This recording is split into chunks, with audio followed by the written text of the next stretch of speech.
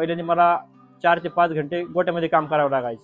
आता माझं तेच काम एक टायमावर चारा घेतल्यामुळं एक 2 ते 2.5 तासात पूर्णपणे माझं सगळं काम व्यवस्थित होतं।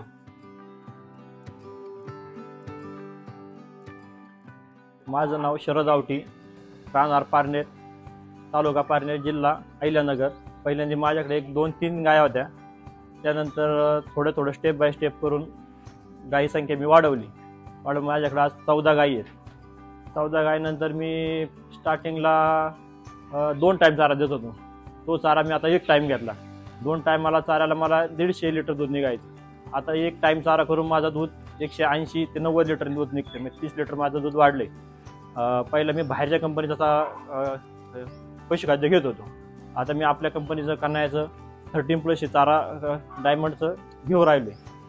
त्याच्यानंतर माझं असं झालं, पहिल्या कंपन्यांच्या चाऱ्यानुसार माझं दूध एक डायमंड चालू केल्यानंतर 15-20 लिटर परत वाढलेलं आहे। पहिल्यांदा मला 4 ते 5 घंटे गोठ्यामध्ये काम करावं लागायचं। आता माझं तेच काम एक टायमावर चारा घेतल्यामुळं एक 2 ते 2.5 तासात पूर्णपणे माझं सगळं काम व्यवस्थित होतं।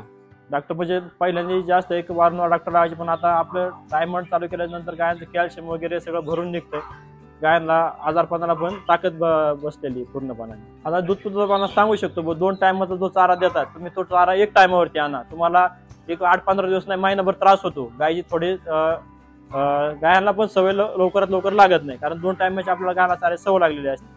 तो टायमाला आपण एक चारा जेव्हा घेतो त्यावेळेस आपलं बी एका टाइम असतो आणि गायांची बी तब्येत व्यवस्थित होऊन जाते। आणि आपण ज्यावेळेस गाय 1 टाइमवरती घेतो त्यावेळेस आपण भुशाची गरज लागत नाही। आपण कन्हैया डायमंड 13+ 2 टाइम कधी खुराक दिला तरी भुशाची बाकीची गरज लागत नाही।